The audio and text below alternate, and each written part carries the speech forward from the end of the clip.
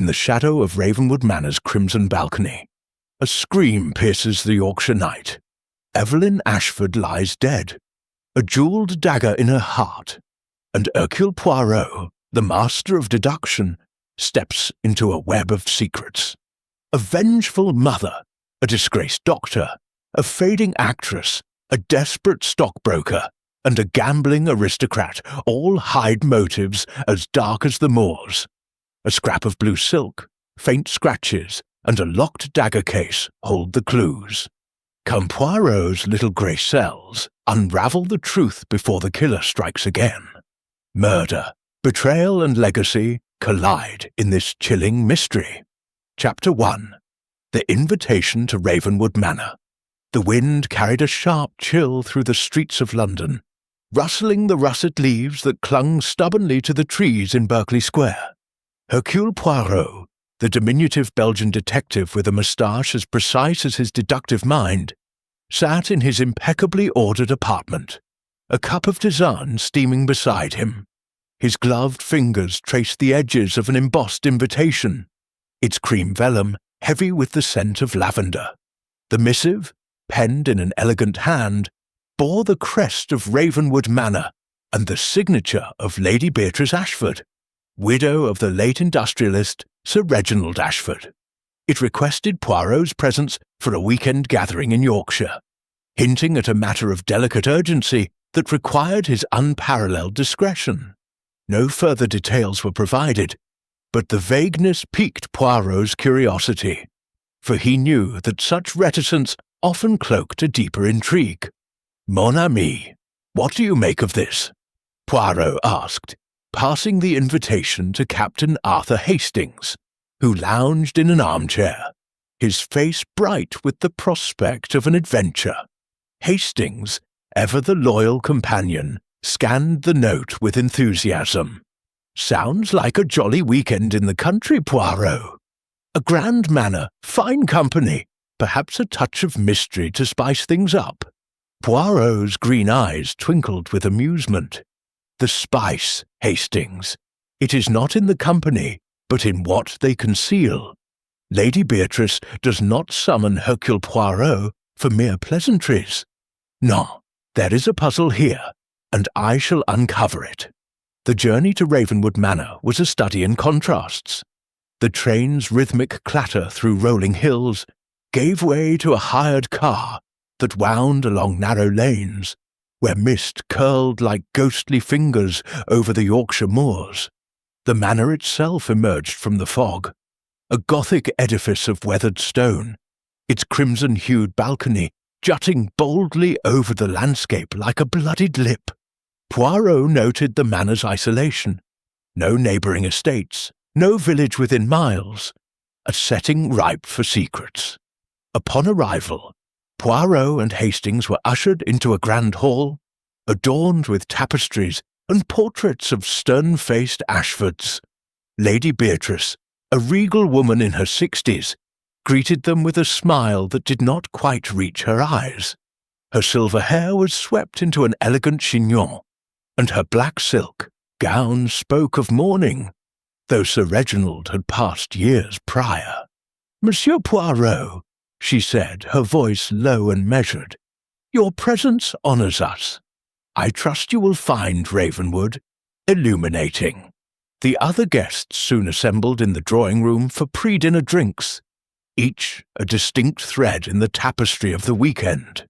Evelyn Ashford, Lady Beatrice's daughter, was a striking woman in her 30s, her sharp cheekbones and sharper tongue cutting through the room's polite chatter.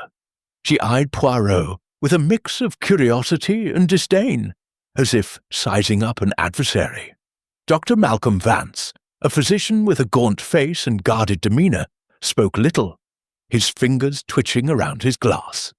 Clara Beaumont, a celebrated actress whose star had begun to wane, floated about in a cloud of perfume and affected laughter, her emerald eyes darting nervously. Roger Henshaw, a stockbroker with a ruddy complexion and a booming laugh, seemed determined to keep spirits high, though his joviality felt forced.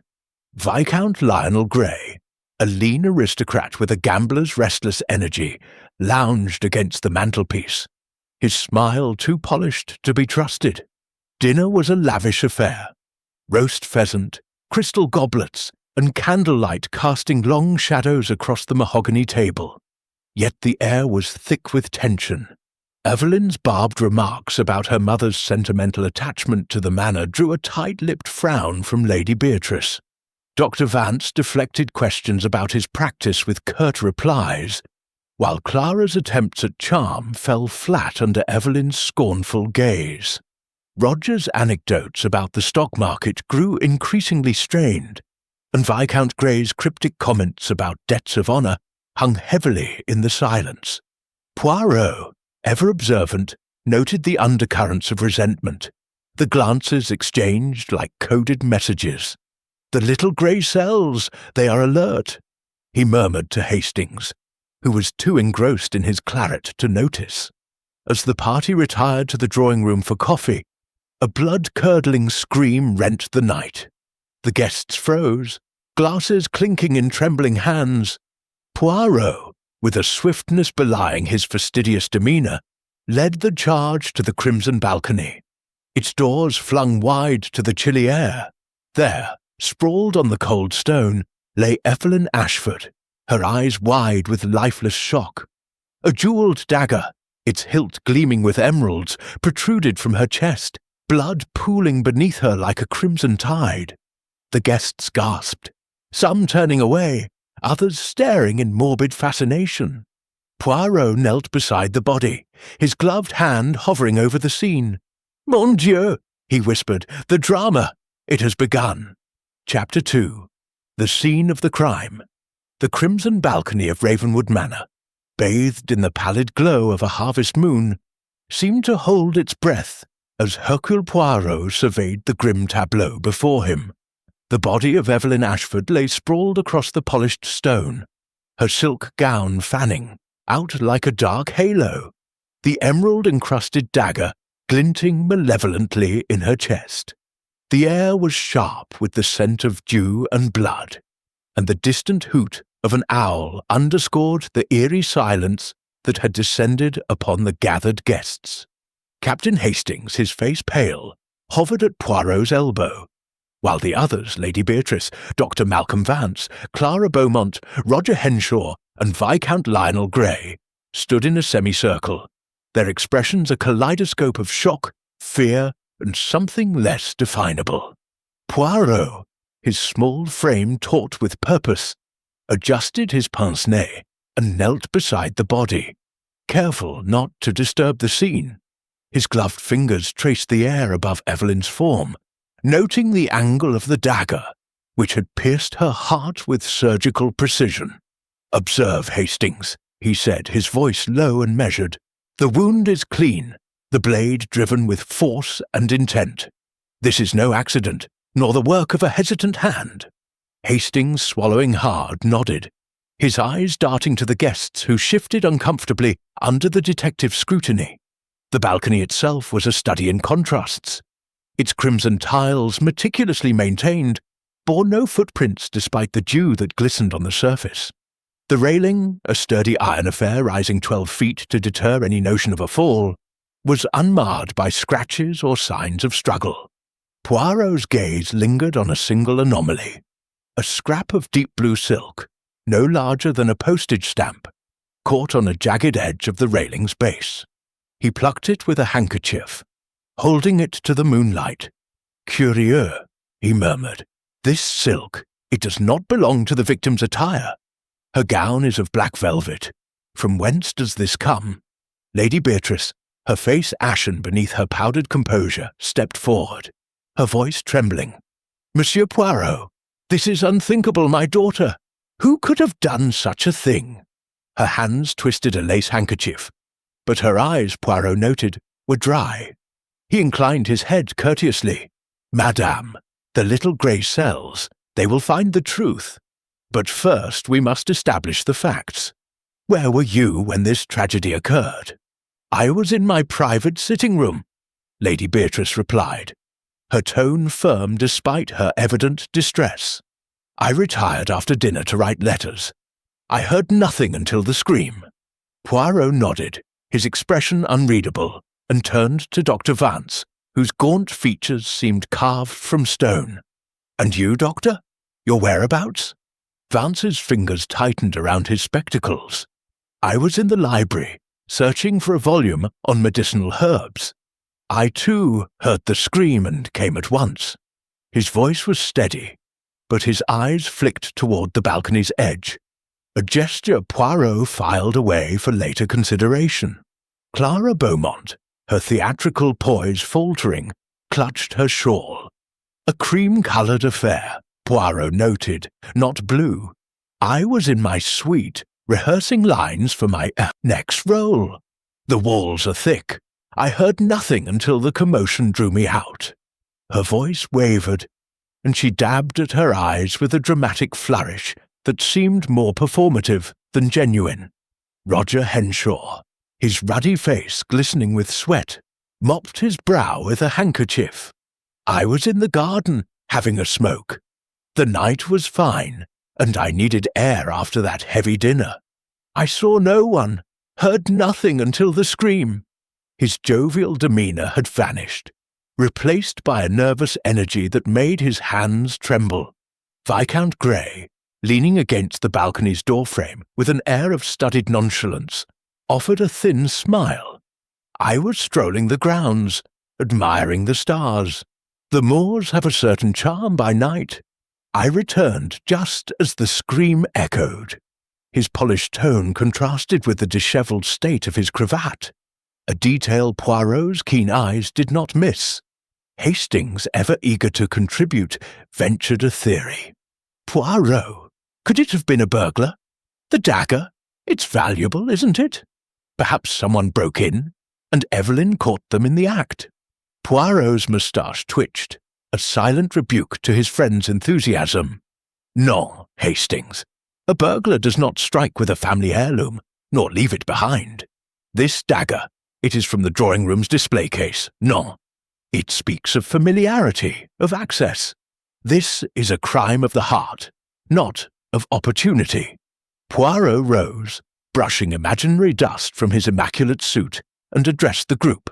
"Mesdames et messieurs, I must ask you to remain in the drawing-room while I examine the scene further. Inspector Japp will arrive soon from Scotland Yard, and we shall require your statements."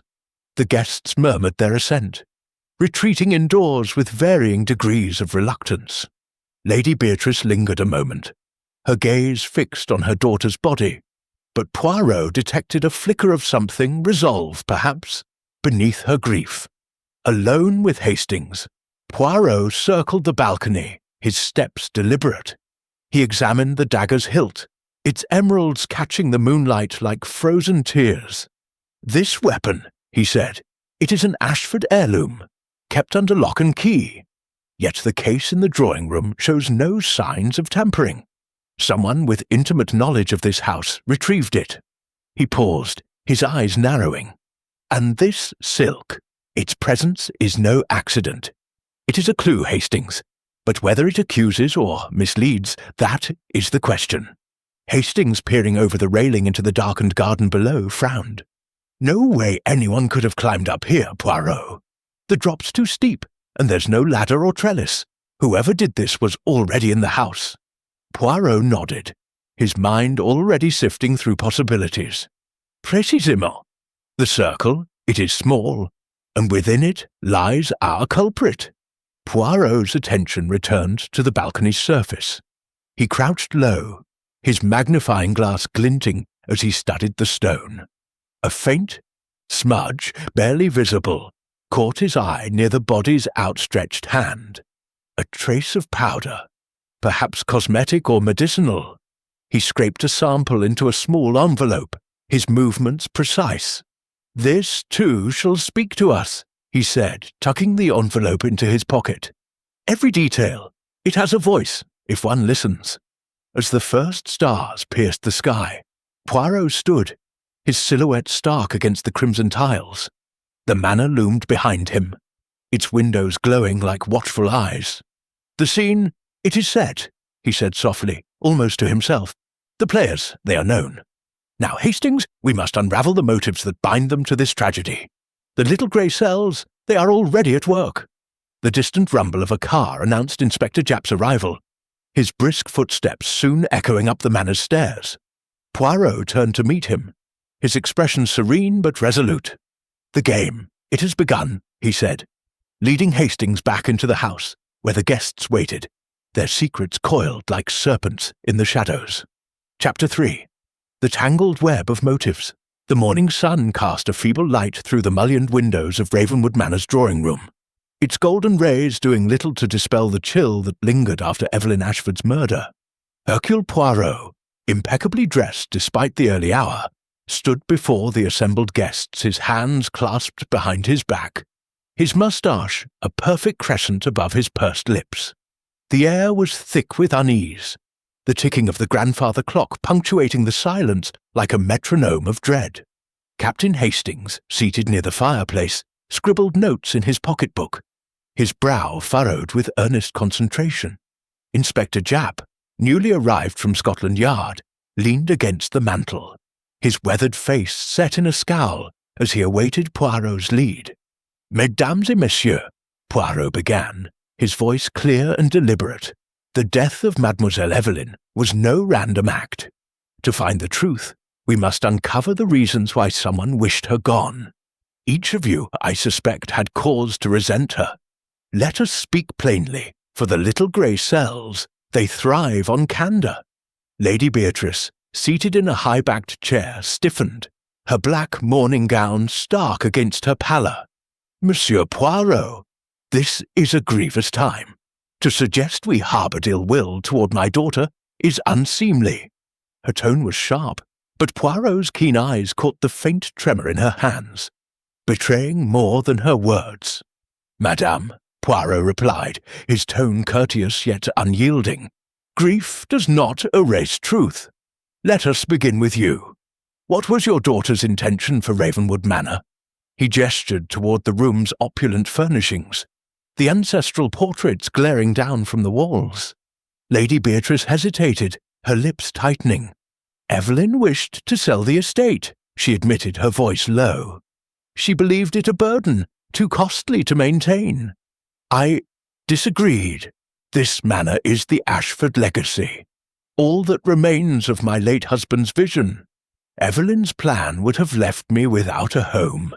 A murmur rippled through the group, and Poirot noted the flicker of surprise in their eyes, save for one pair, which remained studiously averted. Turning to Dr. Malcolm Vance, Poirot's gaze sharpened. "Doctor, you are a man of science, yet I sense a shadow in your past.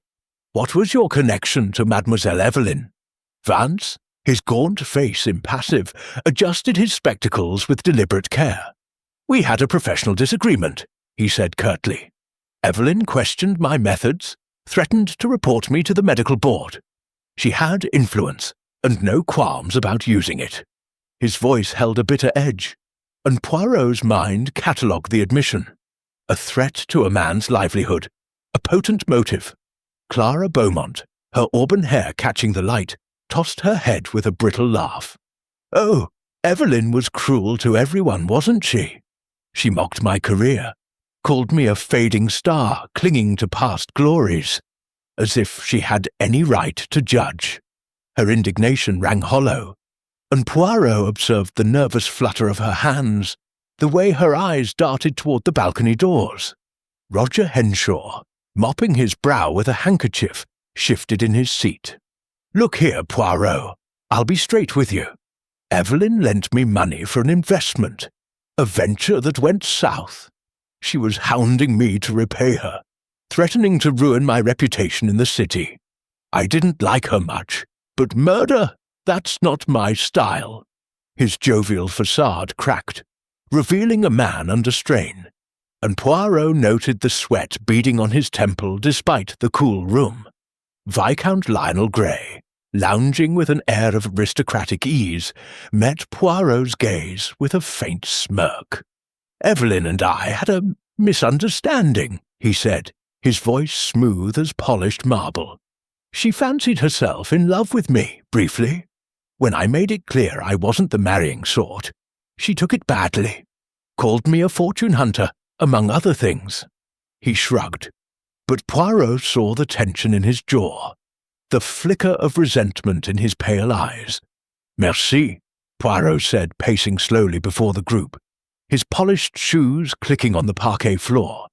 "Each of you had reason to wish Mademoiselle Evelyn ill. Greed, pride, fear, or scorn.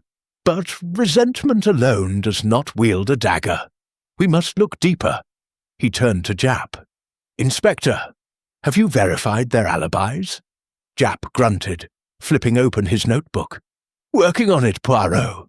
The staff's accounts are patchy. Too many guests wandering about after dinner. The footman saw Dr. Vance in the library, but not at the exact time of the murder. Henshaw's cigar stubs were found in the garden, but no one can confirm he was there when the scream rang out. The rest, well, it's a muddle." He scratched his head, clearly frustrated. Poirot nodded, his mind already turning to the physical evidence. "The dagger, it is key," he said, almost to himself. "An Ashford heirloom, kept in a locked case in this very room." He crossed to the display case, its glass gleaming under the chandelier's light. The lock was intact, the key nowhere in sight. Only someone with access to the family's private quarters could have taken it without force. "Madam," he addressed Lady Beatrice, "who holds the key?" "My housekeeper, Mrs. Tuttle, and I," she replied, her voice steady. "The case is rarely opened, only for special occasions." Poirot's eyes narrowed. A family member, or someone trusted, had retrieved the weapon, a fact that tightened the circle of suspicion. He then produced the scrap of blue silk, holding it aloft in his handkerchief. "This, found on the balcony, does not match the victim's attire. Does it belong to any of you?" A chorus of denials followed, but Poirot's gaze lingered on Clara, whose cream shawl seemed to tighten around her shoulders. "We shall see," he said softly, pocketing the silk. "The truth, it is like a thread. Pull it, and the fabric unravels." To Hastings he murmured, "We must explore the manor, mon ami. The private quarters, the library, the garden, each holds a piece of this puzzle." Hastings, eager to act, nodded vigorously. "Right, Poirot. Shall we start with the staff? They might have seen something." "Oui, but with care," Poirot cautioned. "The servants, they observe much, but speak little. We shall also request Mademoiselle Evelyn's papers, letters, diaries, anything that reveals her intentions." He glanced at the balcony, visible through the tall windows, its crimson tiles stark against the morning mist. "This house, it guards its secrets well, but Hercule Poirot, he is not so easily deceived." As the guests dispersed under Japp's watchful eye, Poirot's mind churned, weaving the strands of motive and opportunity. The sale of Ravenwood, the threats of exposure, the spurned affections. Each was a spark that could ignite murder. But the dagger, the silk, the unmarred lock, they whispered of a mind both cunning and intimate with the manor's rhythms. "The web, it is tangled," Poirot said to Hastings, his voice a low hum of resolve. "But we shall find the spider at its centre." Chapter 4. The Curious Incident of the Blue Silk. The late morning light filtered through the heavy drapes of Ravenwood Manor, casting long shadows across the oak-panelled corridors, as Hercule Poirot moved with purposeful steps toward the servants' quarters. Captain Hastings trailed behind, his notebook clutched tightly, his face alight with the thrill of the chase. The air was heavy with the scent of polished wood and beeswax, but beneath it lingered the unspoken tension of the previous night's tragedy. Evelyn Ashford's murder had cast a pall over the estate, and Poirot's little grey cells were ablaze with the task of untangling the clues left on the crimson balcony. Poirot's mind returned to the scrap of blue silk, that delicate fragment snagged on the balcony's railing. It was an anomaly, a whisper of intent in a crime otherwise marked by precision. "Hastings," he said, pausing at a landing adorned with a faded tapestry. "This silk, it is not merely a clue, it is a challenge. Someone wished it to be found, yet none claim it. We must discover its origin." Hastings nodded, flipping through his notes. "Nobody admitted to wearing blue silk last night, Poirot. Could it be from an outsider?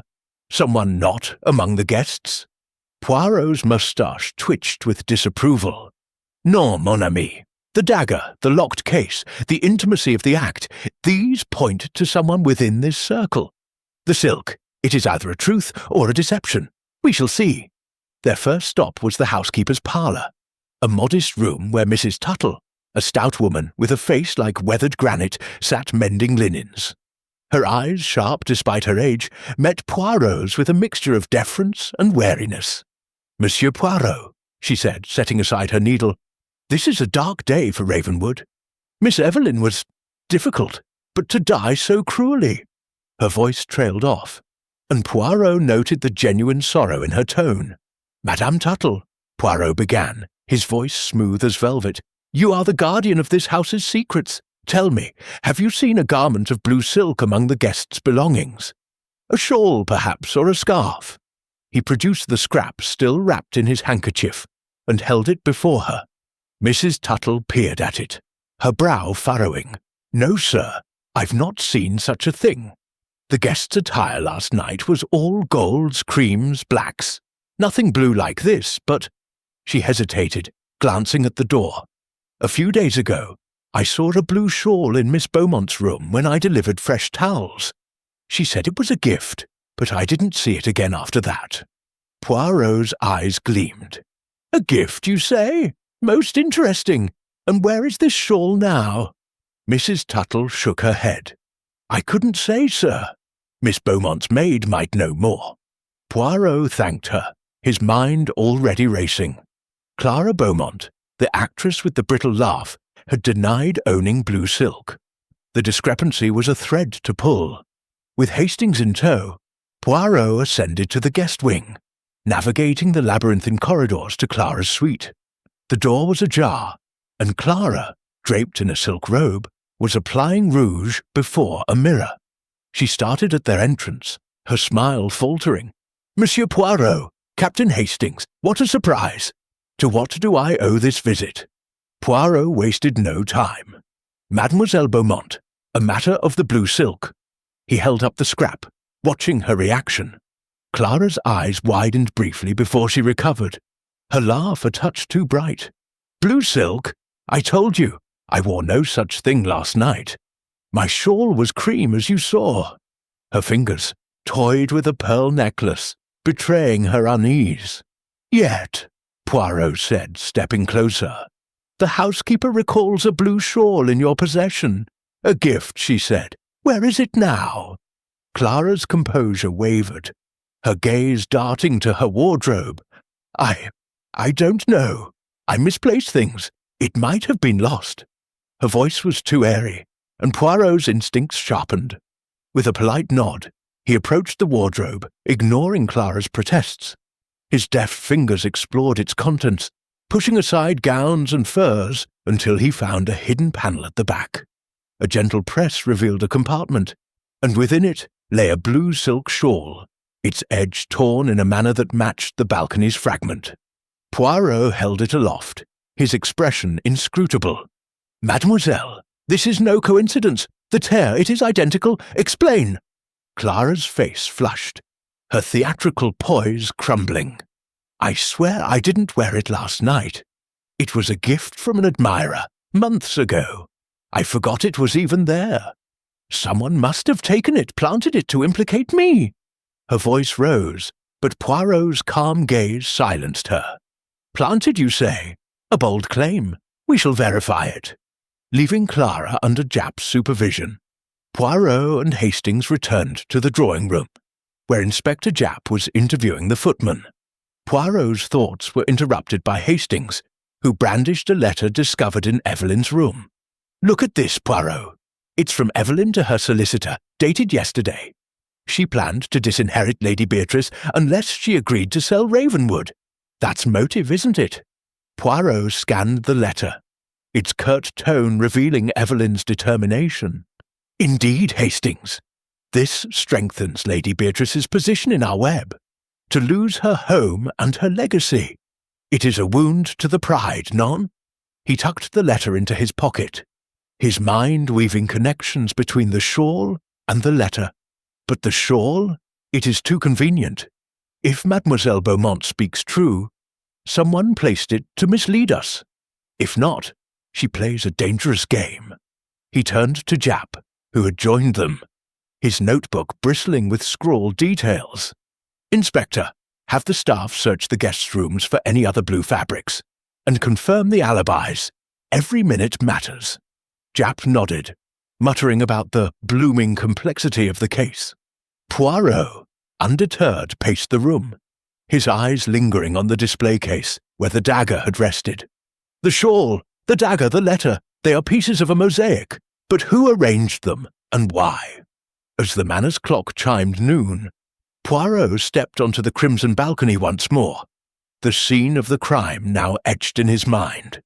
The dew had evaporated, but the memory of that blooded dagger remained vivid. The silk, he murmured to Hastings. It is a signal, a deliberate mark. Someone wishes us to look one way while they move another. But Hercule Poirot, he sees through such tricks. His gaze swept the horizon, where the moors stretched endlessly, hiding their secrets in the mist.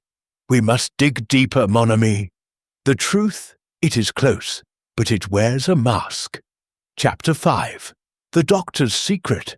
The afternoon sun hung low over Ravenwood Manor, its rays struggling to pierce the heavy clouds that cloaked the Yorkshire moors in a sombre veil. Within the manor's library, a cavernous room lined with leather-bound tomes and the faint scent of old paper. Hercule Poirot stood motionless, his sharp eyes fixed on Dr. Malcolm Vance. The physician, seated at a reading table, appeared diminished, his gaunt frame hunched as if bearing an invisible weight.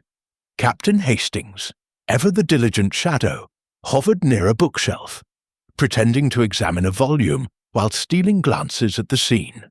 Inspector Japp, stationed by the door, chewed his pencil, his impatience barely concealed, as Poirot prepared to unravel another thread in the tapestry of Evelyn Ashford's murder. Monsieur le Docteur, Poirot began, his voice soft yet commanding. You have been most reticent, but the little grey cells, they sense a story beneath your silence. Your disagreement with Mademoiselle Evelyn. It was more than professional, was it not? He paced slowly, his polished shoes silent on the Persian rug, his hands clasped behind his back. Vance's fingers tightened around his spectacles, his knuckles whitening. I've told you, Poirot, she threatened to expose my methods. It was a matter of principle, nothing more. His voice was clipped, but a faint tremor betrayed his unease. Poirot's moustache twitched, a subtle sign of his disbelief. Principle, you say? Poirot stopped, fixing Vance with a piercing gaze. Yet I have learned, through a discreet inquiry by Inspector Japp, that you were investigated for prescribing treatments not sanctioned by your peers. Experimental, some might say reckless. Mademoiselle Evelyn, she knew of this, did she not? He leaned forward, his tone gentle but unrelenting, like a surgeon probing a wound.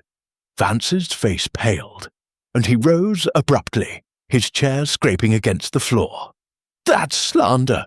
My work was innovative, ahead of its time.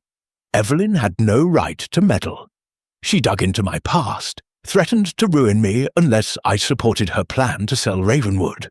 His voice cracked, and he sank back into his chair, rubbing his temples. She wanted my endorsement to sway the board of trustees overseeing the estate's trust. I refused, but she had evidence, letters I'd written to a colleague. She could have destroyed my career. Poirot nodded, his expression unreadable. Blackmail, then. A powerful motive, Doctor. And you, with your medical knowledge, would know precisely where to place a dagger for a swift death. You had access to sedatives, perhaps, to ensure the victim was compliant? He raised an eyebrow, watching Vance's reaction. I never touched her, Vance snapped, his eyes flashing. Yes, I have sedatives in my kit, standard for my practice. But I was in this library when she was killed, reading. The footman saw me here, as I told you. His defiance wavered, and Poirot noted the sweat beading on his brow, the way his gaze darted toward the door. We, the footman? Poirot mused, turning to Japp. Inspector, what says this footman about the good doctor's presence? Japp flipped through his notebook, his brow furrowed. Young lad named Thomas. Says he saw Dr. Vance in the library around 9, carrying a book on herbs. But he can't swear to the exact time of the scream. Says he was busy polishing silver in the pantry shortly after. Leaves a gap, Poirot. A gap indeed, Poirot said, his voice a low hum. He stepped toward a window overlooking the crimson balcony, its tiles now dulled by the overcast sky. Let us consider, Doctor. You had motive, opportunity, and means. The sedatives in your possession, could they have rendered Mademoiselle Evelyn unconscious before the fatal blow? Vance's jaw tightened, but he offered no reply, his silence as telling as words. Poirot's attention shifted to the balcony, where he had noticed faint scratches near the railing during his earlier inspection. He beckoned Hastings and Japp to follow, leaving Vance to stew in his discomfort. Outside, the air was damp, the moors stretching into a misty horizon.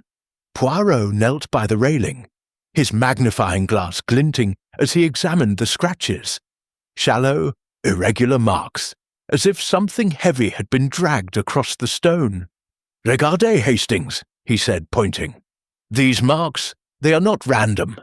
Something was moved here, perhaps to obscure the time of the crime. A body, dragged to confuse us, or something else? Hastings, peering over Poirot's shoulder, frowned.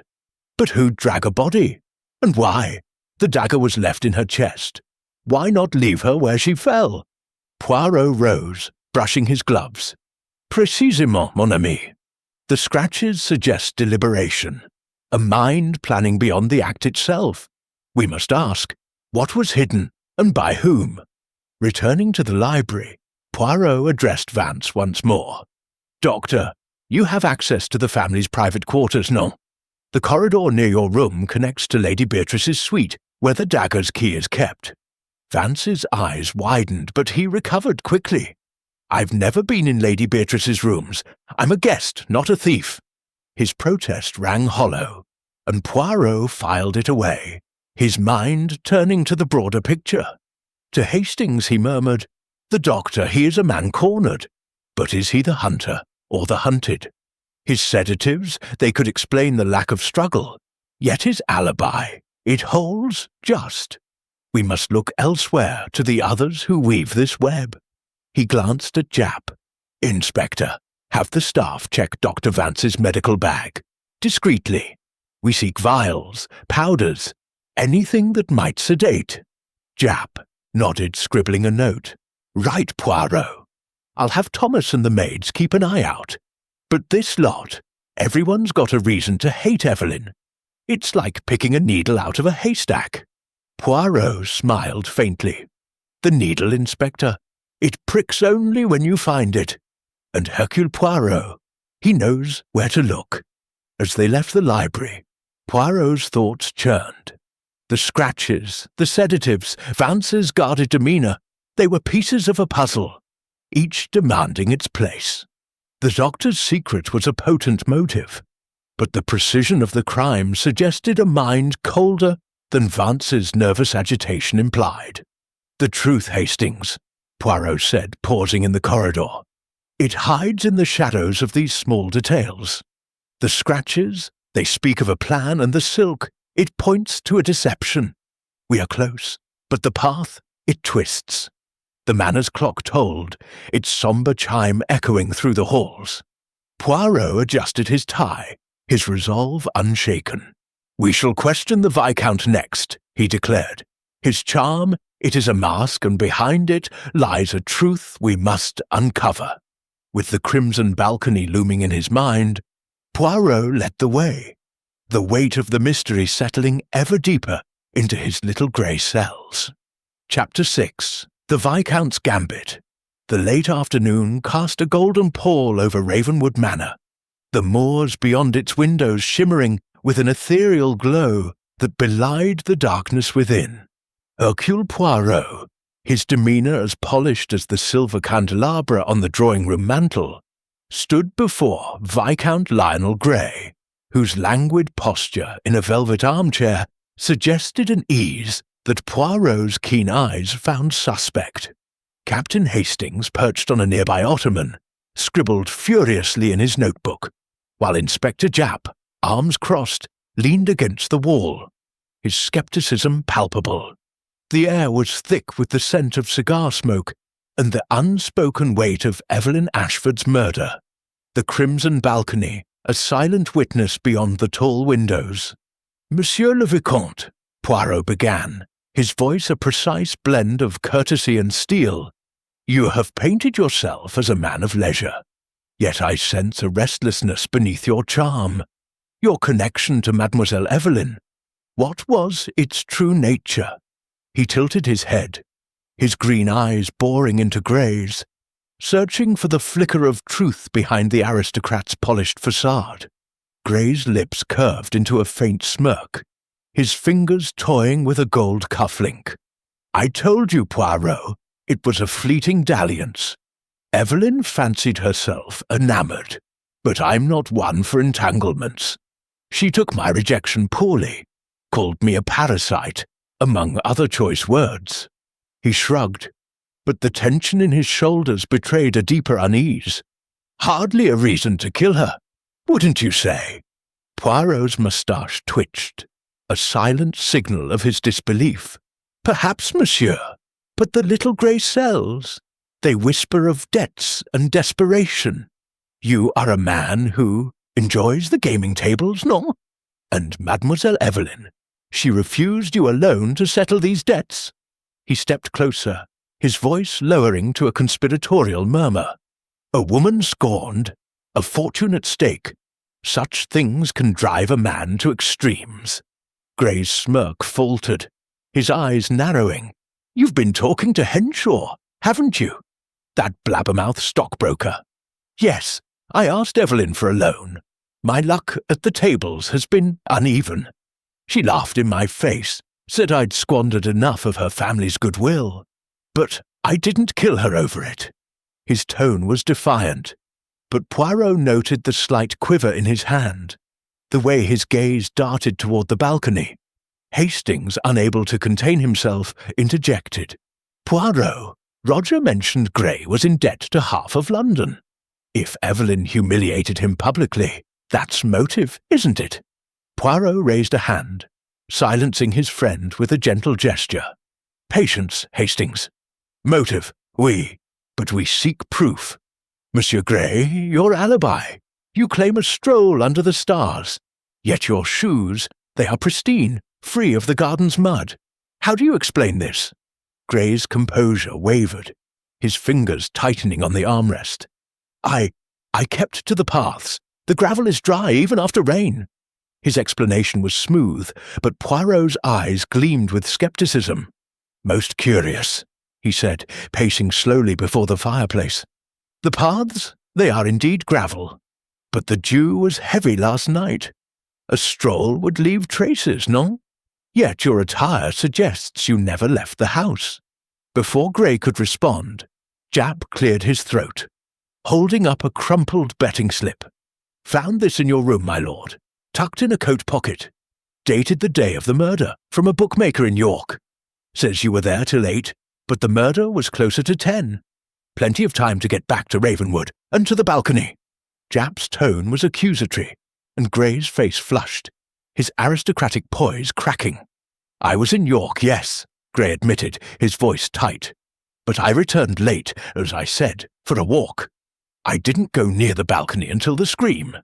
His eyes flicked to the other guests now gathered at the room's periphery, their expressions a mix of curiosity and suspicion. Poirot followed his glance, noting Clara Beaumont's nervous fidgeting and Dr. Vance's stoic silence. "Very well," Poirot said, his tone deceptively mild. "Let us test this. Inspector, have the staff confirm the Viscount's arrival time. And you, Monsieur Gray? You argued with Mademoiselle Evelyn on the balcony earlier that evening, did you not?" He produced a small notebook, flipping to a page marked with his meticulous script. "A maid overheard raised voices, yours and hers, hours before the murder. What was said?" Gray hesitated, his jaw working as if chewing an unpleasant truth. "She insulted me, called me a leech living off my title. I told her to mind her own affairs. It was heated, but I left her alive, I swear." His voice carried a note of desperation, and Poirot's mind catalogued it, weighing its sincerity against the web of lies he sensed. "An argument, then," Poirot mused, turning to the balcony doors. "And yet you did not mention this before. Why conceal it, unless it points to guilt?" He stepped outside, beckoning Hastings and Japp to follow. The crimson tiles gleamed dully under the fading light, and Poirot knelt once more by the scratches he had noted earlier. "These marks," he said, tracing them with a gloved finger, "they suggest movement, calculation.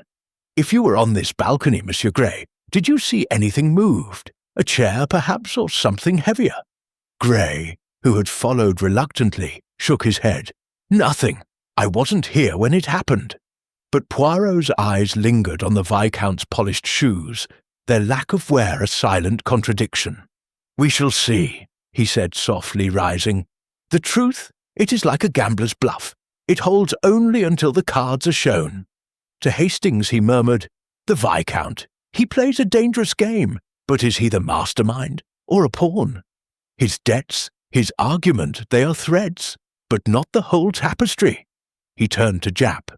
"Inspector, verify the bookmaker's account, and check the Manor's stables. Did a horse or car return late last night?" Japp nodded, jotting down the order, his expression one of grudging admiration. As the group returned to the drawing-room, Poirot's thoughts churned.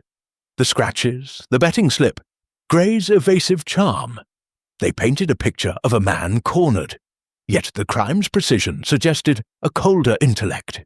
The blue silk, the dagger, the sedatives from Vance's kit all pointed to a conspiracy deeper than a single motive. "The game, it tightens," Poirot said to Hastings, his voice a low hum of resolve. "We are close, mon ami, but the final card, it remains hidden." The Manor's clock struck 5, its chime a sombre reminder of time's relentless march. Poirot adjusted his tie, his gaze drifting to the crimson balcony, where the truth lay coiled, waiting to be revealed. "Tomorrow," he declared, "we shall gather all and lay bare the heart of this mystery, the Viscount's gambit. It will not stand against Hercule Poirot." Chapter 7. The Unravelling. The drawing-room of Ravenwood Manor was steeped in a heavy silence as the evening shadows lengthened. The crimson balcony beyond the tall windows, glowing faintly under the dying light of the Yorkshire sky. Hercule Poirot stood at the room's centre, his small stature commanding the attention of the assembled guests. Lady Beatrice, her face a mask of stoic grief. Dr. Malcolm Vance, his gaunt features taut with unease. Clara Beaumont, her theatrical poise frayed. Roger Henshaw, his ruddy complexion dulled by anxiety. And Viscount Lionel Gray, whose aristocratic nonchalance had given way to a wary alertness. Captain Hastings sat near the fireplace, his notebook open, while Inspector Japp stood by the door, his arms crossed, ready to act on Poirot's revelations. The air was thick with anticipation, the weight of Evelyn Ashford's murder pressing upon them all. "Mesdames et messieurs," Poirot began, his voice clear and resonant, cutting through the tension like a blade. "The murder of Mademoiselle Evelyn was no act of passion, but a calculated strike woven with threads of deception. Tonight, Hercule Poirot shall unravel this web and reveal the hand that wielded the dagger." His green eyes swept the room, lingering on each face, noting the flickers of fear and defiance. He paced slowly, his hands clasped behind his back. Let us begin with the scene, the crimson balcony, where Mademoiselle Evelyn was found with an Ashford heirloom dagger in her heart. The weapon, taken from a locked case, required intimate knowledge of this house. The lock was unforced, suggesting someone with access to the key, Madame Beatrice, or one trusted by her. Lady Beatrice's lips tightened, but she remained silent, her hands folded in her lap. Poirot produced the scrap of blue silk, holding it aloft in his handkerchief. This silk found on the balcony's railing pointed to Mademoiselle Beaumont. A torn shawl, hidden in her wardrobe, matched it perfectly. Yet the hiding place was too obvious, no? A compartment anyone might find. I believe this was a deliberate misdirection. Clara gasped, her hand flying to her chest. I told you, it was planted. I had nothing to do with it. Poirot raised a hand, silencing her. Patience, mademoiselle. The silk it accuses, but it also clears you. He turned to Dr. Vance, whose fingers twitched nervously. Doctor, your secret, Evelyn's threat to expose your unorthodox practices, gave you motive. Your sedatives could have subdued her, ensuring no struggle. Yet your alibi, though thin, holds. The footman saw you in the library, and your bag contained no missing vials. Vance exhaled, his relief palpable. But Poirot's gaze remained sharp. You are not the killer, but your knowledge, it was used. To Viscount Grey, Poirot's tone grew pointed. Monsieur, your debts and your argument with Evelyn on the balcony suggested guilt. Your betting slip placed you in York, but your pristine shoes contradicted your claim of a stroll. You lied, but not about the murder. Your deception was to hide your shame, not your crime. Grey's jaw clenched, but he offered no retort, his eyes fixed on the floor. Poirot paused, his gaze settling on Lady Beatrice. Madam, the threads converge on you. Evelyn's plan to sell Ravenwood threatened your legacy, your very identity. The letter to her solicitor, disinheriting you, was a wound to your pride. You alone had access to the dagger's key, kept in your private quarters. The corridor connecting your suite to Dr. Vance's room allowed you to borrow a sedative, unnoticed as he was in the library. You drugged Evelyn's wine at dinner, ensuring she was drowsy, compliant. Then, on the balcony, you struck, using the family dagger to symbolize your defense of the Ashford name. Lady Beatrice's face remained impassive, but her hands trembled slightly. Poirot pressed on, his voice relentless. The scratches on the balcony, they were your doing. You dragged Evelyn's body to obscure the time of death, hoping to muddy the alibis. The blue silk, taken from Clara's room days earlier, you tore and planted to cast suspicion on her. You knew of the shawl. Mrs. Tuttle's mention of it reached your ears, as all household matters do. It was a clever ruse, but the little grey cells, they see through it. A collective gasp filled the room. Roger Henshaw sputtered, Lady Beatrice, impossible! Clara's eyes widened, while Vance and Grey exchanged stunned glances. Hastings, his pen frozen, stared at Poirot in awe. Japp stepped forward, his expression grim. That's a bold claim, Poirot. Got any proof to back it up? Poirot nodded, producing a small vial from his pocket. This, found in Madame's writing desk, contains traces of a sedative matching Dr. Vance's supply. The maid confirmed seeing you in the corridor near Vance's room before dinner. And the scratches, microscopic fibres of your black silk glove were found in them, caught when you dragged the body. He held up a magnifying glass, its lens glinting. The evidence, it speaks, Madame. Lady Beatrice rose, her composure fracturing. You cannot understand, Monsieur Poirot, she whispered, her voice breaking. Ravenwood is my life, my husband's dream. Evelyn would have torn it apart, cast me out like a beggar. I had to protect it, for the Ashford name. Her words dissolved into a sob, and she sank back into her chair, her hands covering her face. Japp moved swiftly, his handcuffs glinting in the lamplight. Lady Beatrice Ashford, you're under arrest for the murder of Evelyn Ashford." The guests sat in stunned silence as Jap led her away, her head bowed, the weight of her confession hanging heavy in the air. Poirot turned to Hastings, his expression sombre. "The heart, mon ami, it can be a prison as much as a palace. Madame Beatrice.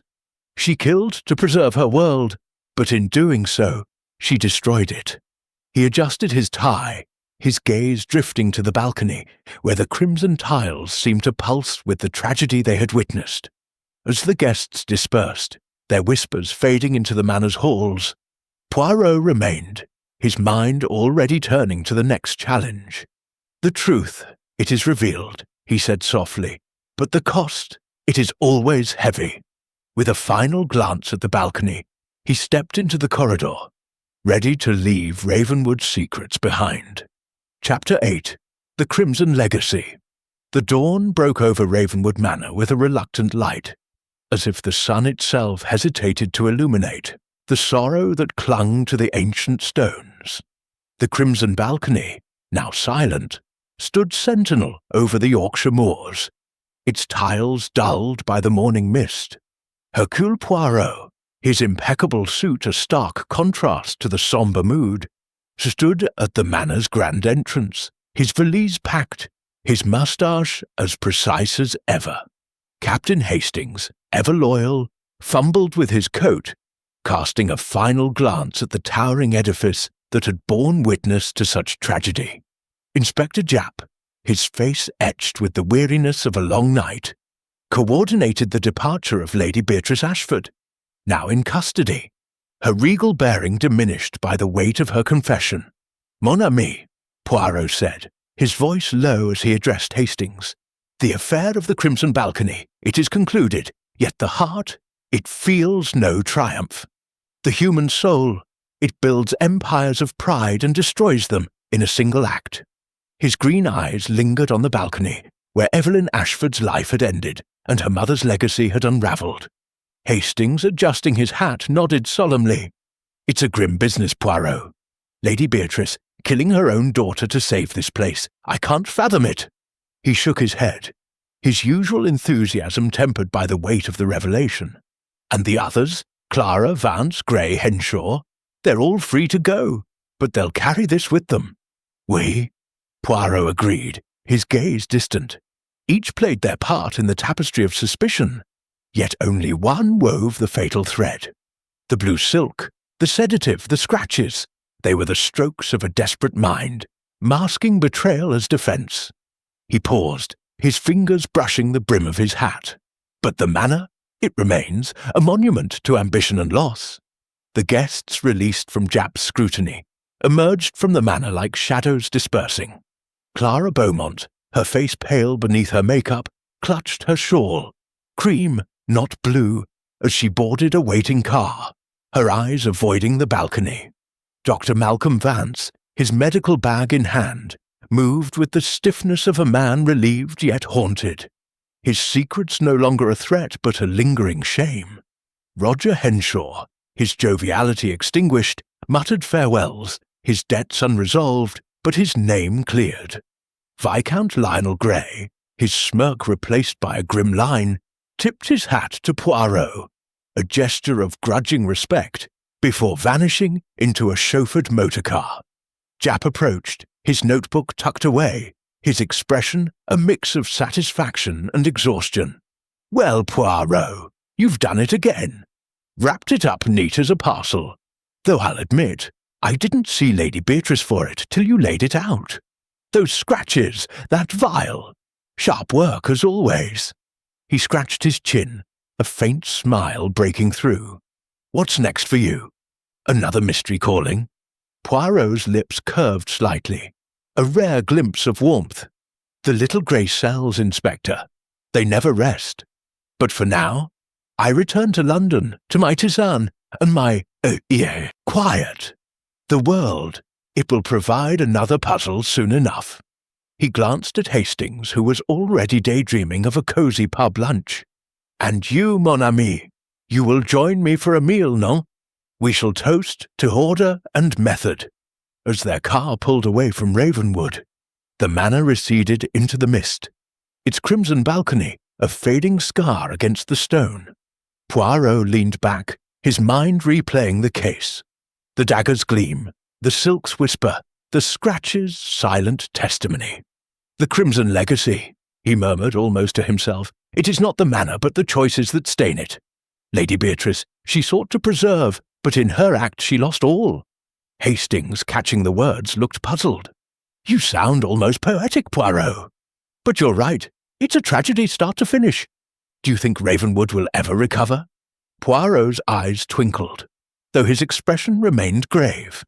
The house, it will stand, but its heart, it is broken. Such is the way of greed and pride. The car wound through the moors, the landscape blurring into a tapestry of green and grey. Poirot adjusted his gloves, his thoughts already drifting to the next enigma, the next challenge to his formidable intellect. Order and method, he said softly, a mantra against the chaos of human passions. They triumph, always, over the darkest of motives. As Ravenwood vanished from view, Poirot closed his eyes, the rhythm of the car lulling him into a moment of repose. The crimson balcony was behind him, but its lesson lingered, a reminder that even the grandest facades conceal the frailties of the human soul.